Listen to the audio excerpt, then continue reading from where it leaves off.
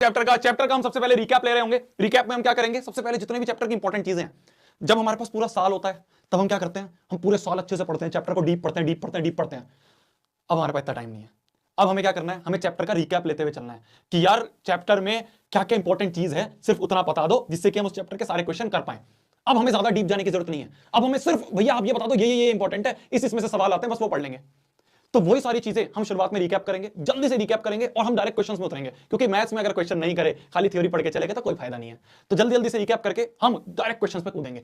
अरे मेरी बात समझ में आ रही है क्या? समझ में आ रही है ना? समझ में आ रही है ना? समझ में आ रही है ना?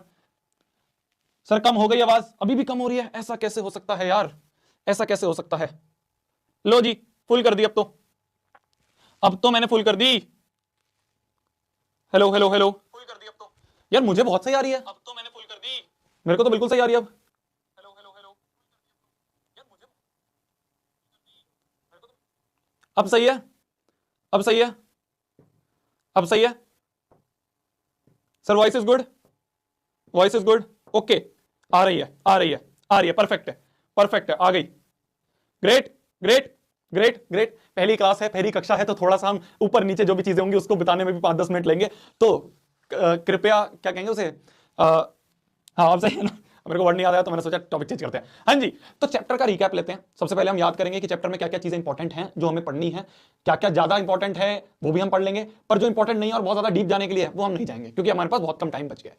तो देखिए जी, शुरुआत करते हैं, श्री गणेश करते हैं चैप्टर का। चैप्टर का श्री गणेश करने से पहले हर एक बच्चे को पता है कि हम चैप्टर शुरू करने से पहले अपनी हेडिंग पे लिख लेते हैं, जो भी आप कॉपी लेके बैठे हो उसमें लिख लेते हैं एम। एम जो है वो है 100/100 का, एम जो है वो है 100/100 इन मैथ्स। और शोभित भैया अगर आपको मैथ्स पढ़ा रहे हैं तो आपके 100 नंबर कहीं नहीं गए, ये तो आपको अपने दिमाग में क्लियर रखना है। भैया क्या अगर मैं इस रिवीजन सीरीज को अच्छे से देख लूं, क्या अगर मैं भैया ये सारे क्वेश्चन जो आप करवा रहे हो उसको अच्छे से समझ लूं, तो क्या मैं इस श्रेणी में जा सकता हूं? बिल्कुल जा सकते हो।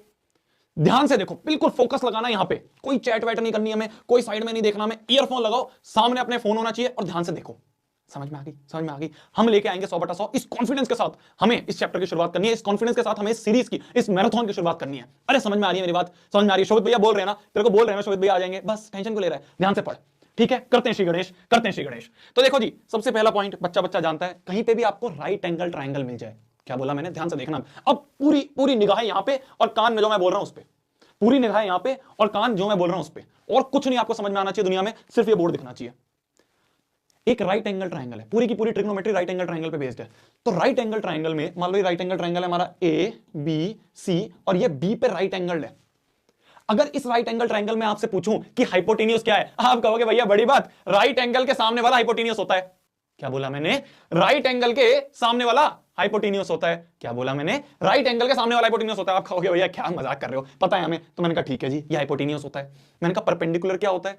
जिस एंगल से देख रहे हो, जिस एंगल से देख रहे हो उस एंगल के सामने वाला परपेंडिकुलर होता है। अरे क्या बोला मैंने? जिस एंगल से देख रहे हो उसके सामने वाला परपेंडिकुलर होता है। और बचा हुआ कौन सा होगा? बेस होगा। तो पाइथागोरस भाई साहब ने कहा, पाइथागोरस भाई साहब ने कहा कि इन तीनों में एक रिलेशन होता है कि हाइपोटेन्यूज का स्क्वायर बराबर परपेंडिकुलर का स्क्वायर प्लस बेस का स्क्वायर। नवी क्लास में अच्छे से पढ़ा था, बहुत बार हमने देख लिया है, बहुत सारे चैप्टर्स में हमने देख लिया। हाइपोटेन्यूज का स्क्वायर इक्वल टू परपेंडिकुलर का स्क्वायर प्लस बेस का स्क्वायर। ये हो गई थ्योरी, ये हो गई थ्योरी। इसका एप्लीकेशन कहां होना है ये हमें समझना है। रिवीजन सीरीज में मैं आपको ये बताऊंगा क्या देख के क्या क्लिक करना चाहिए, क्या देख के क्या चीज समझ में आनी चाहिए, क्या देख के कहां पे क्लिक करना चाहिए, किसका क्या यूज है ये पता होना चाहिए। अभी हमारे पास इतना टाइम नहीं है कि हम सारी थ्योरी को डीप डीप डीप डीप जाके पढ़े, नहीं। अभी ये कि भैया इसका यूज क्या होगा ये बता दो, ये तो हमने बहुत जगह बताया। मैंने कहा देखो यूज कहां होगा, जब भी कोई अननोन एंगल निकालना होगा, कोई अननोन साइड निकालनी होगी, एंगल नहीं साइड, जब भी कोई अननोन साइड निकालनी होगी तो हमारे दिमाग में सबसे पहले क्या क्लिक करना चाहिए? Pythagoras theorem. क्या बोला मैंने? जब भी कोई अननोन साइड निकालनी होगी, जैसे कि एक ट्रायंगल आपको दे दिया, आपको बोल दिया ये आपका 12 है, ये आपका 5 है, ये बता दो। तो आप कहोगे भैया बड़ी बात, 12 का स्क्वायर बराबर हो जाएगा 5 का स्क्वायर प्लस बेस का स्क्वायर, बस यहां से बेस निकल जाएगा। क्लियर है? क्लियर है? क्लियर है? इस तरह से हमें इस पाइथागोरस थ्योरम को याद रखना है। पाइथागोरस थ्योरम पूरी कक्षा को याद होगी आपकी, पर यूज कहां होती है ये सिर्फ आपको याद है। पाइथागोरस थ्योरम आपके हर एक दोस्त को याद होगी। आप कहोगे भैया भाई बताइए पाइथागोरस क्या होती है? वो कहेगा हाइपोटेन्यूज का स्क्वायर बराबर परपेंडिकुलर का स्क्वायर प्लस बेस का स्क्वायर। उससे पूछना कहां यूज होती है? यार यूज तो होती है यार कहीं पे यार, मतलब क्वेश्चन में यूज होगी। अरे मेरी जान क्वेश्चन में तो यूज होगी, पर क्वेश्चन में कहां पे यूज होगी? कैसे तेरे को क्लिक करेगा कि पाइथागोरस लगनी है? ऐसे जब भी कोई अननोन साइड निकालनी होगी, मेरे दिमाग में कुछ क्लिक नहीं करता है, मैं कहता हूं पाइथा लगाऊंगा। अरे समझ गए, अरे समझ गए, अरे समझ गए, अरे समझ गए यार। अब मैंने बिल्कुल बढ़ा दिया वॉइस, तो वो फिर फटनी शुरू हो जाएगी। तो आप थोड़ा सा अपना जो फोन है उसकी वॉइस थोड़ी सी बढ़ा दो, है ना, है ना, है ना, है ना, है ना, समझ गए, समझ गए। मैं और एक बार पूछ लेता हूं।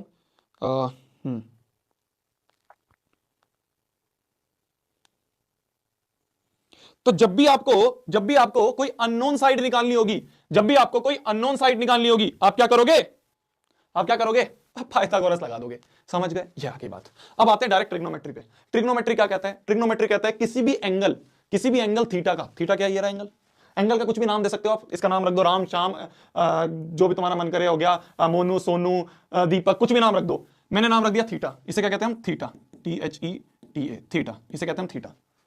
तो इस एंगल का अगर आपसे कोई बोल दे साइन निकालो, ध्यान से सुनना वर्डिंग्स को, इस एंगल का आपसे कोई बोल दे साइन निकालो, तो साइन ऑफ एंगल थीटा जो होगा वो होगा परपेंडिकुलर अपॉन हाइपोटेन्यूज। मतलब कि ये जो भी वैल्यू होगी और ये भी जो भी वैल्यू होगी, उन दोनों को डिवाइड कर दो तो साइन थीटा मिल जाएगा। साइन थीटा भैया क्या होता है, क्या नाम है, कुछ दिक्कत नहीं है, इतना मत डीप घुसो।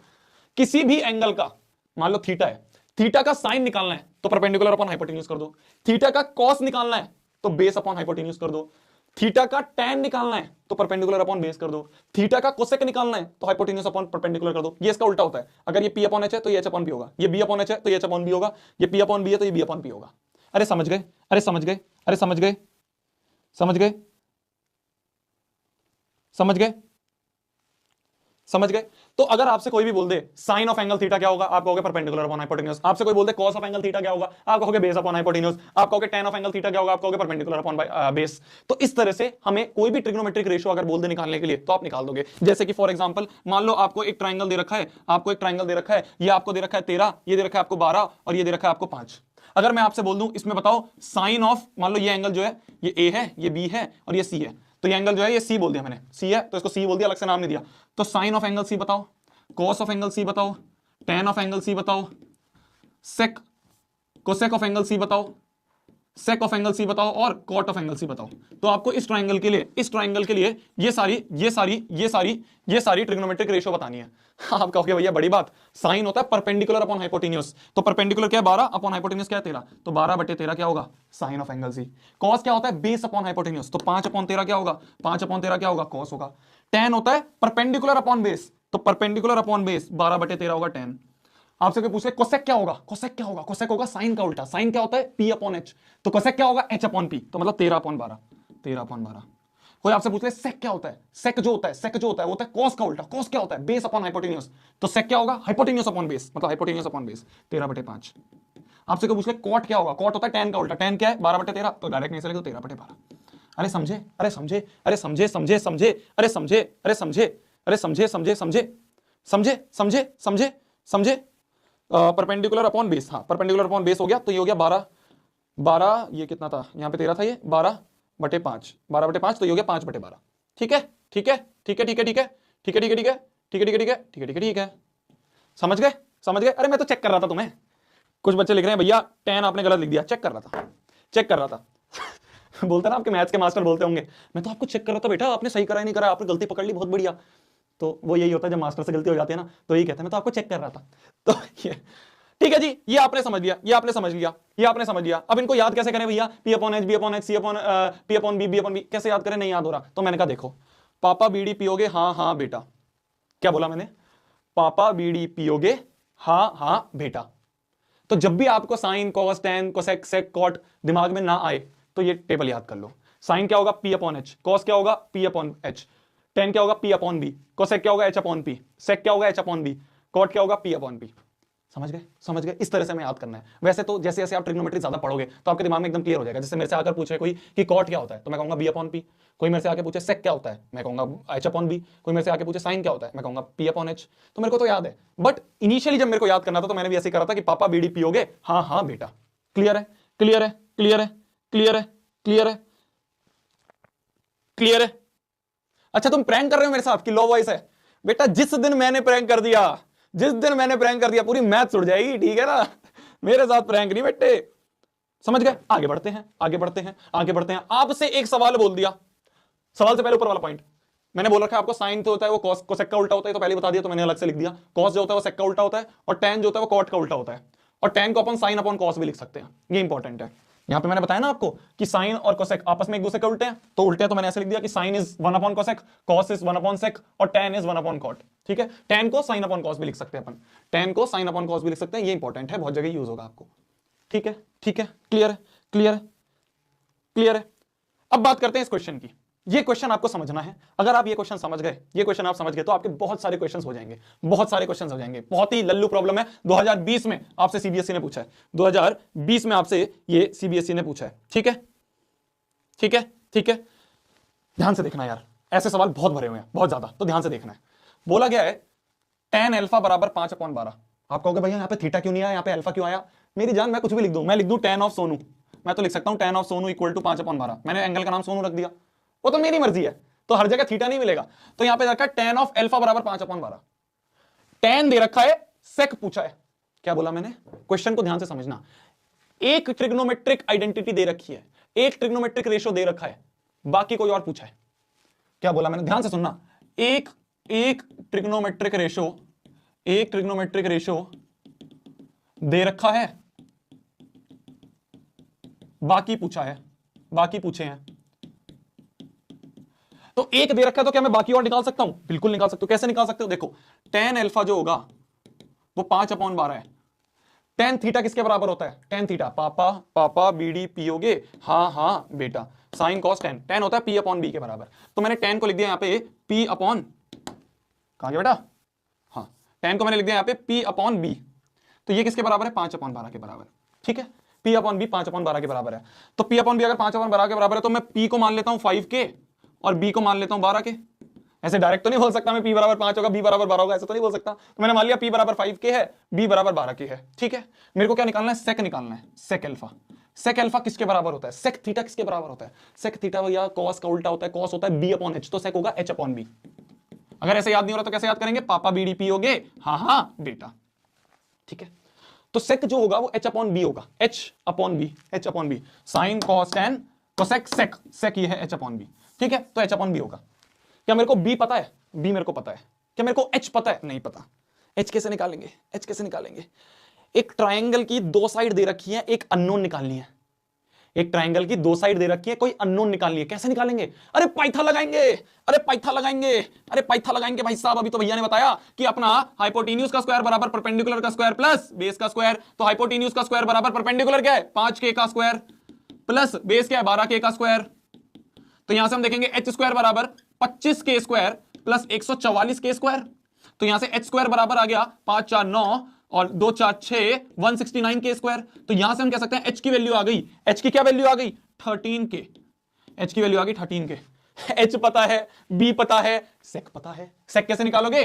h अपॉन b, तो h है 13k और b क्या है आपका? 12k, 12k, तो k से k कटा, तो sec अल्फा की वैल्यू आ गई 13/12। अगर मैं आपसे बोल दूं इस क्वेश्चन में, सीबीएसई ने 2020 में बोला कि सेक निकाल दो, मैं आपसे पूछूं कि साइन भी निकाल दो जी, मैं आपसे बोलूं कॉस भी निकाल दो जी, मैं आपसे बोलूं टैन तो दे रखा है, मैं आपसे बोलूं कोसेक भी निकाल दो जी, और मैं आपसे बोलूं कॉट भी निकाल दो जी, क्या आप ये सारे निकाल पाओगे? क्या आप ये सारे निकाल पाओगे? क्या आप ये सारे निकाल पाओगे? क्या आप सारे निकाल पाओगे? एक बार जल्दी से बता दो, क्या आप सारे निकाल पाओगे? जल्दी जल्दी बताना। साइन कॉस कोसेक कॉट ये भी निकाल पाओगे? हाँ जी भैया निकाल पाएंगे, हाँ जी भैया निकाल पाएंगे, हाँ जी भैया निकाल पाएंगे, निकाल पाएंगे, निकाल पाएंगे। कैसे निकालोगे? बताओ बताओ क्या होगा, बताओ क्या होगा? सही आया? बिल्कुल सही आया भैया। ये के क्या है यहां पे? भैया ये के क्या लिखा है हमने? के क्या लिखा है? देखो मेरी जान, जब भी आपको कोई रेशियो दिया होता है, ऐसे दिया होता है ना कि मान लो P बाई क्यू बराबर दे रखा है आपको 13/12, अगर ऐसे दे रखा है तो क्या मैं बोल दूंगा P बराबर 13 और Q बराबर 12?